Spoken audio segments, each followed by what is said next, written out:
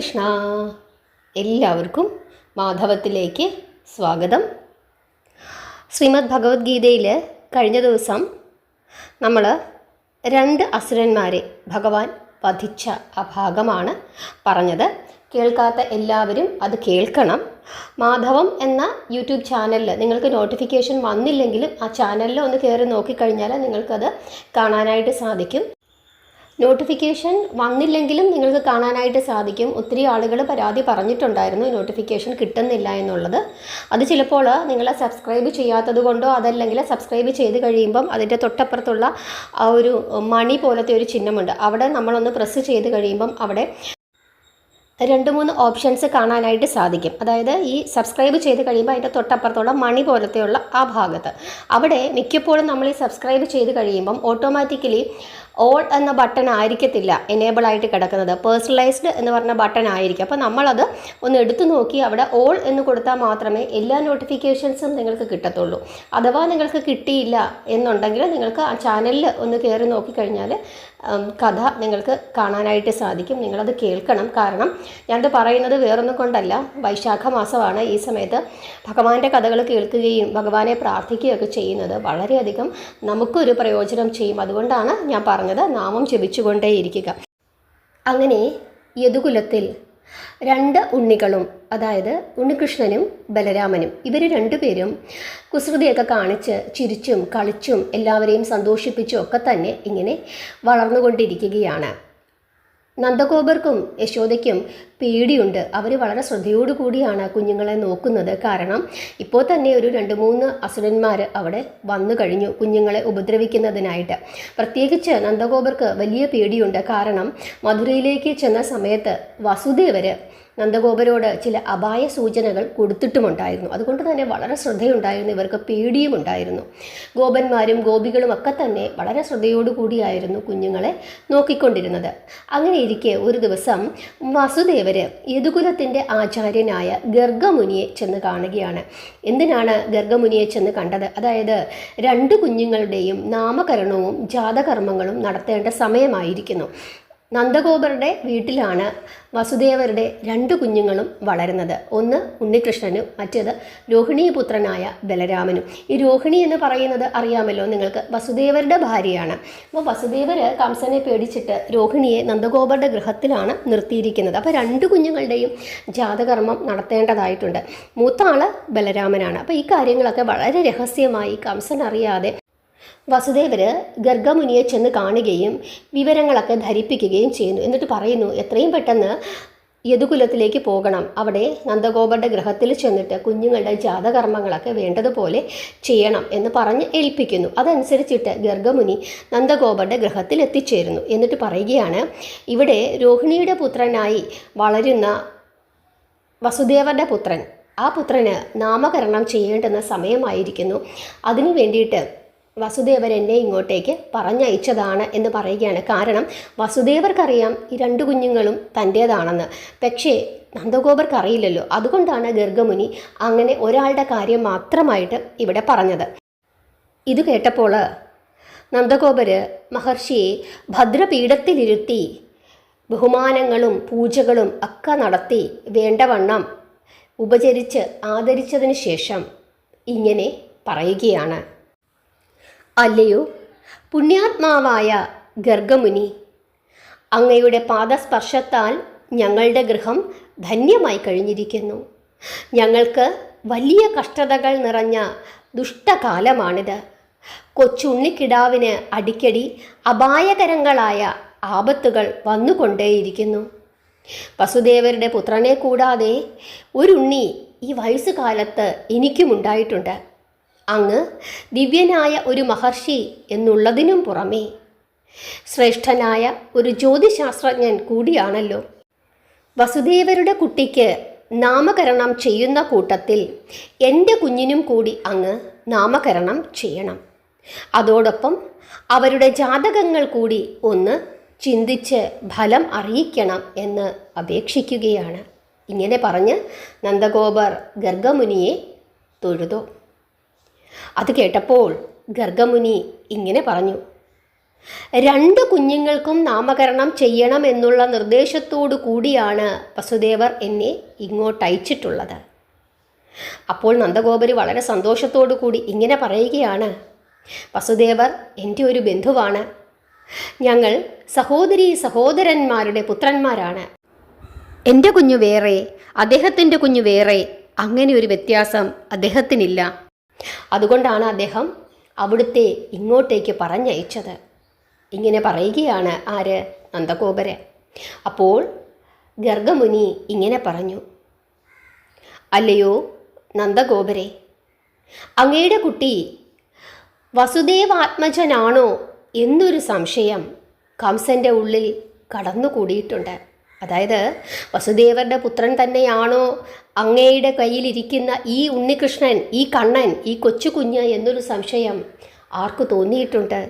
കംസന് തോന്നിയിട്ടുണ്ട്. ദേവകി പ്രസവിക്കുന്ന 8ാമത്തെ പുത്രൻ കംസനെ വധിക്കും എന്നായിരുന്നല്ലോ അശരീരി. എന്നാൽ 8ാമതായി ദേവകി പ്രസവിച്ചത് ഒരു പെൺകുഞ്ഞിനെയാണ്. ദേവന്മാരുടെ വാക്യം തെറ്റാകാൻ ഇടയില്ലാത്തതിനാൽ അവൻ അത് വിശ്വസിക്കുന്നില്ല. ദേവകി പ്രസവിച്ച പുരുഷപ്രജയെ സൂത്രത്തിൽ അങ്ങയുടെ പുത്രനാക്കി ഇങ്ങോട്ട് മാറ്റിയോ എന്നുള്ളതാണ് ഇപ്പോഴത്തെ അവൻ്റെ സംശയം. പോരെങ്കിൽ കുഞ്ഞിനെ വധിക്കുന്നതിന് വേണ്ടി അവൻ ഇങ്ങോട്ടേക്ക് അയച്ച അസുരവീരന്മാർ ഇവിടെ വന്ന് മരണപ്പെട്ടതായും അവൻ അറിഞ്ഞിരിക്കുന്നു. ഞാൻ ഇവിടെ വന്നിരിക്കുന്നത് വസുദേവരുടെ ആവശ്യപ്രകാരമാണ് എന്ന് ആ ദുഷ്ടൻ അറിഞ്ഞാൽ അവൻ്റെ സംശയം ഒന്നുകൂടി വർദ്ധിക്കും. അതുകൊണ്ട് ഞാൻ ഇവിടെ വന്ന വിവരം അങ്ങ് പുറത്താരോടും പറയരുത്, വളരെ രഹസ്യമായിരിക്കണം. അങ്ങയുടെ വസതിയിൽ വന്ന് ഈ 2 കുഞ്ഞുങ്ങൾക്കും നാമകരണവും ജാതകർമ്മവും ചെയ്യാനുള്ള ഭാഗ്യം എനിക്ക് ലഭിച്ചത് എൻ്റെ എത്രയോ വർഷത്തെ തപസ്സിൻ്റെ ഫലമായിട്ടാണ്. ഇങ്ങനെ പറയുകയാണ് ആര്? ഗർഗമുനി. മുന്നറിയിപ്പും കൊടുക്കുന്നു നന്ദഗോപർക്ക്. അതിനുശേഷം വിധിപ്രകാരമുള്ള എല്ലാ ചടങ്ങുകളോടും കൂടി ഭദ്രദീപത്തിൻ്റെ മുമ്പിൽ വെച്ച് രോഹിണീപുത്രന് രാമൻ എന്ന് ഗർഗമുനി നാമകരണം ചെയ്തു. അഭിരാമ സ്വരൂപനായ ഒരു മഹാപുരുഷനായി തീരും എന്ന് കണ്ടുകൊണ്ടാണ് രാമൻ എന്ന നാമം ഗർഗമുനി ആ കുട്ടിക്ക് നൽകിയത്.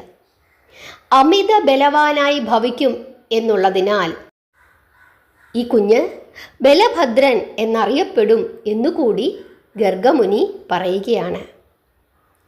ഈ പേരുകളെല്ലാം ഗർഗമുനി ആ കുഞ്ഞിൻ്റെ ചെവികളിൽ മന്ത്രിച്ചു.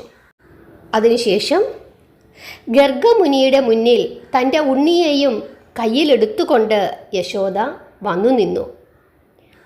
കുഞ്ഞിനെ കയ്യിൽ വാങ്ങി ദീപം കാണിച്ച് തൻ്റെ മടിയിൽ കിടത്തിക്കൊണ്ട് ആ കുഞ്ഞിനെ ആകമാനം അടിമുതൽ മുടി വരെ ആചാര്യനൊന്ന് അവലോകനം ചെയ്തു. അപ്പോൾ അദ്ദേഹത്തിൻ്റെ ശരീരമാകെ കോൾമയിർ കൊണ്ടു. അദ്ദേഹത്തിൻ്റെ കണ്ണുകളിൽ നിന്ന് കണ്ണുനീർ ധാരധാരയായി ഒഴുകി. ലോകരക്ഷകനെ മടിയിൽ വയ്ക്കുവാനുള്ള ഭാഗ്യം തനിക്കുണ്ടായല്ലോ എന്നോർത്ത് ആ ഭക്തൻ കുഞ്ഞിൻ്റെ മുഖത്തൊന്ന് കുനിഞ്ഞ് ഉമ്മ വെച്ചു. അതിനുശേഷം അദ്ദേഹം നന്ദഗോപരോട് ഇങ്ങനെ പറഞ്ഞു, ശ്രേഷ്ഠമായ ഒരു പുണ്യമുഹൂർത്തത്തിൽ ജനിച്ച ഈ കുഞ്ഞിന് നന്ദഗോപരെ എന്തു പേരാണ് ഞാൻ നൽകേണ്ടത്? കായാമ്പൂ നിറം കവർന്ന പൂമൃദുമേനി, നീലക്കാർവർണം ആയതിനാൽ ഈ കുഞ്ഞിന്, ഈ ശിശുവിന് കൃഷ്ണൻ എന്ന പേരാണ് ഏറ്റവും ഉത്തമമായിട്ടുള്ളത്. ഇവൻ ഒരിക്കലും ദുഃഖമനുഭവിക്കാത്ത സദാനന്ദ രൂപനാകയാൽ കൃഷ്ണൻ എന്ന നാമത്തിന് അവൻ തീർത്തും അർഹനാണ്. സർവവർണ്ണങ്ങളും ശ്യാമളവർണ്ണത്തിൽ അന്തർഭവിച്ചിരിക്കുന്നതിനാൽ ശ്യാമള കോമളനായ ഇവന് കൃഷ്ണൻ എന്ന പേര് അന്വർത്ഥമാണ്. അതിനാൽ കൃഷ്ണൻ എന്ന നാമം ഞാൻ ഈ ശിശുവിന് നൽകുന്നു. വസുദേവർ തൻ്റെ പുത്രഭാവത്തിൽ ഇവനെ ചിന്തിച്ചതുകൊണ്ട് വസുദേവൻ എന്ന പേരും ഇവന് ലഭിക്കും. അതുമാത്രമല്ല, 1000 നാമങ്ങൾ, ആ നാമങ്ങളാൽ 1000 നാമങ്ങളാൽ ഈ ബാലൻ ഭാവിയിൽ കീർത്തിക്കപ്പെടും. ആകർഷണീയമായ കണ്ണുകളോട് കൂടിയ ഇവന് കണ്ണൻ എന്ന ഓമനപ്പേരും ഞാൻ നൽകുന്നു. ഇങ്ങനെ അരുളി ചെയ്യുകയാണ് ഗർഗമുനി. അതിനുശേഷം സർവ ആശീർവാദങ്ങളോടും കൂടി ആ പൈതലിനെ ഒന്നുകൂടി ചുംബിച്ചതിനു ശേഷം ആ മുനീശ്വരൻ ആ കുഞ്ഞിനെ, ആ ഉണ്ണിക്കണ്ണനെ മാതാവിൻ്റെ കയ്യിലേക്ക് കൊടുത്തു. അതിനുശേഷം രാമനെ എടുക്കുന്നു ഗർഗമുനി. അതിനുശേഷം രാമനും ധാരാളം അനുഗ്രഹങ്ങൾ കൊടുക്കുകയാണ്. അതിനുശേഷം ആ കുഞ്ഞിനെ രോഹിണിയുടെ കയ്യിലേക്ക് ഗർഗമുനി കൊടുക്കുന്നു. സന്തോഷാനന്ദ പുളകിതനായി തീർന്ന നന്ദഗോപൻ മഹർഷിക്ക് സ്വർണം ദക്ഷിണയായി നൽകി ആ പാദങ്ങളിൽ വീണ് നമസ്കരിച്ചു.